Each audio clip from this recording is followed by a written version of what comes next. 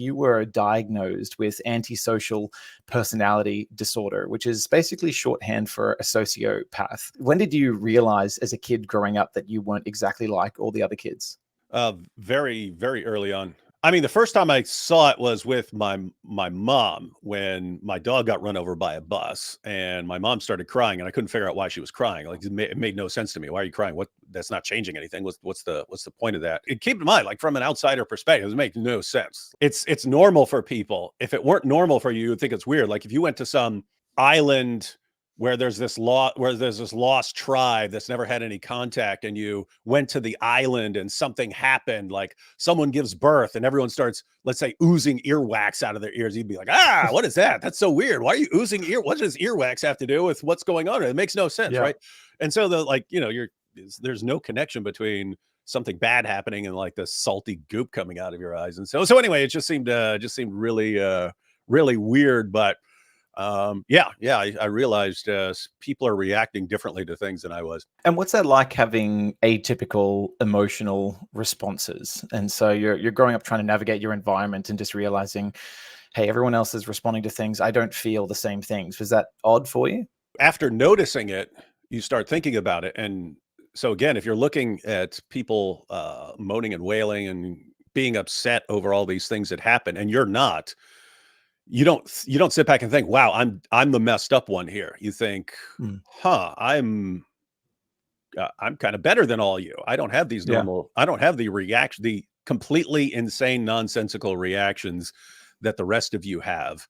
And therefore I lack your weakness. So you guys are all weak in some weird way that you think it starts feeling like a superpower. Yeah, that's exactly what it feels like. Part of your testimony video recounts the moment where you tried to kill your dad. Hit him in the face with a hammer, and that resulted with you going to prison for, I think it was a 10-year sentence or thereabouts, of which you served 6. And it's prison. Little over 5, just. Little over 5, yeah. Back in the day, if you this isn't the law anymore, but back then in the 90s, if you had a 10-year sentence, for every 30 days you didn't get in trouble, they'd give you 30 days of what's called good time, and that was stuff they could kind of hold over your head. And so if you ever got in trouble again, they could say, we're giving you back that time. So it was kind of an incentive to keep people out of trouble while they're locked up. We'll take time off your sentence if you stay out of trouble, which I did. Yeah. So, but it's in prison that you became a Christian. And I think for a lot of people, the normal experience of becoming a Christian actually involves some kind of emotional response to a sense of guilt. I mean, part of the Bible story recounts that the Holy Spirit's role is to convict us in regards to sin and judgment, but also an experience of divine love and grace in some kind of encounter with God. What was that experience of you becoming a Christian in prison like with your condition? There's no remorse involved. That's kind of a problem with the disorder. Matter of fact, I've had Christians. It's pretty rare, but I've had Christians. David, if you had a real conversion, then you would have been crying when you're sharing that story and stuff like that.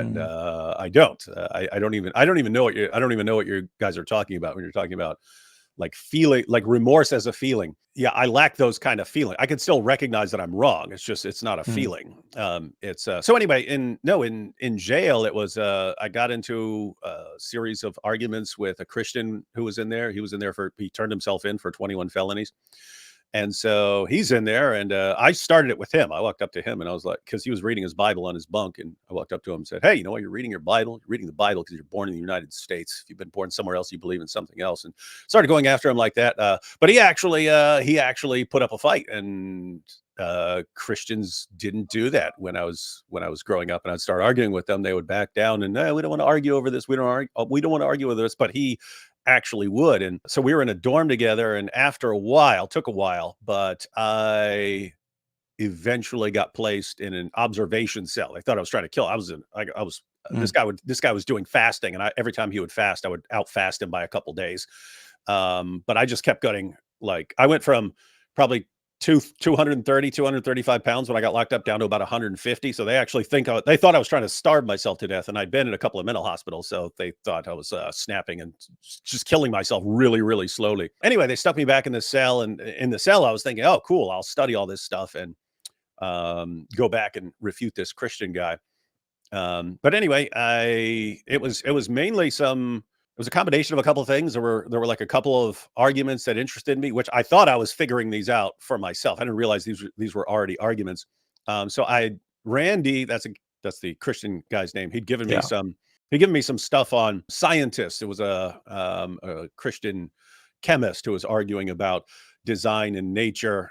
Didn't take that very seriously, but the things that started bothering me were one, I was just sitting in my cell and I was looking at the blocks on the wall, and they started I started thinking, if someone told me these bricks went into this arrangement by themselves, then I would think that, the person's an idiot. But here I believe that life, which, any living cell in your body, any living cell that exists at all, is massively more complicated and sophisticated than a bunch of bricks stacked on top of each other. So I started thinking about those, like I was a little inconsistent. Like, why did I just kind of mindlessly accept that in school when they said, yeah, life can come together like this, and you accept it. So that started bothering me.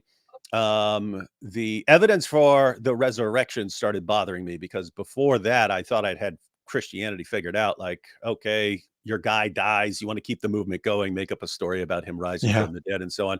But it was Randy had told me, and then he gave me a copy of Fox's Book of Martyrs on how the apostles died. And that was starting to bother me, because I tried to think of one person in history who knowingly died for something he knew that he made up. And I couldn't think of anyone. And so, like, what are the odds that a bunch of these guys, a bunch of the followers of Jesus, are all these guys who just will make something up and then go to their horrible, bloody deaths over it? So that was starting to bother me. And then there was a kind of weird version of the moral argument, where by that time I thought I was like the most advanced human being who ever lived, because everyone else has all these stupid emotional weaknesses and so on. Yeah. And so I thought that I was like the pinnacle of human evolution by that point. And at some point I realized that I saw the inconsistency between I'm the greatest, most important human being who ever lived, and life is all just completely meaningless and it's all just particles in motion. I understood there's a conflict. If I'm the greatest, most important human being who ever lived, then there's some kind of like standard of greatness. And if there is, then what are the odds that I'm actually it? Or if there's none, if there is no standard out there, then how am I at all better than anyone else? Didn't make any sense. So anyway, I Yeah. was just all the stuff that I believed when I was growing up started breaking down and not making sense. And it just got to a point where I went in a very short period of time from thinking that I was the greatest person in the world to thinking I was the worst person in the world. Like, it kind of hits you. I'm sitting here on my bed, drooling, I've got a rash all over me, and I'm about to be sent to my third mental hospital because they think I'm trying to kill myself because I'm trying to beat the Christian. And just realize, like, what kind of lunatic am I that I think I'm the greatest person in the world? Anyway, once you get to that point, once you like hit like absolute bottom, it's a bad place to be, but kind of the only place to go is to stay there or go back up. Anyway, I started thinking, okay, well, if I am this really, really messed up people, then I basically there are two possibilities here. Either I'm stuck like this, it's just the way I am, or there's someone out there that can help people like me. And Mm. I was reading the Gospel of John right then to refute the Christian. And it was basically a situation of what have I got to lose if this could be true. I didn't think it would. If you go back a year, I thought it was complete, insane, idiotic nonsense. At this point, it was okay. If it's anyone, it's Jesus. If anyone can do this sort of thing, if anyone actually has this kind of power, it's Jesus. So it's that or nothing. And so it was kind of a situation like, what if I pray? That I find out later that it's false. So it's not like I made myself worse. I've already concluded I'm the worst person in the world. What if I what if I pray and so on? So I did. And anyway, that things changed right there. When you say that you feel like you're the worst person in the world, part of that feels like a moral judgment. Is there just abstract reasoning associated with that? Or is there this feeling within you that's like, oh, I'm curious? It was an observation. It was, I am sitting here in a cell, starving. They bring me food every day and I'm starving. Again, I couldn't stop. It's if you haven't eaten for a while, some people like their mouth stop. Your mouth won't stop salivating stuff, and you get sick of like spitting. So I just like put a cup beside my bunk, and I would just like hung my head over the side of the Full bed and on. just let the drool run into a cup. I got this rash all over my body. It's shingles, which if you don't eat a lot, shingles is just the reactivation of the chickenpox virus, which is always in your body. And if you don't eat a long time, this is my experience. If you don't eat a long time, you're getting a vitamin deficiency, and then it reactivates it, and so on. So it feels just like poison ivy, just like constantly scratching myself and drooling and scratching myself and drooling and sitting there thinking about torturing people. And it was just like, how, on what basis am I the greatest person? How? I mean, there are people who are I'm sitting here starving, even though they bring me food. There's starving people in the world, but I mean, at least they can think straight. I sit around thinking about torturing people all day. And, there are people who can't think straight, but they don't have the rash all over. It's just like, name all the different ways you could be more messed up than other people. I'm all of those. Mm. I'm all of the things. Mm. I'm all of the things. So this makes no sense. It's like you put it all together. I'm a guy in a cell drooling and gonna spend who knows how long locked up, because I hadn't been sentenced at that point, and maybe gonna go be sitting in a mental hospital and stuff. And like, where did I get this idea that this is somehow greatness? And Mm. so anyway, I just realized that basically everything I believed about everything and about myself just broke down in a short period of time.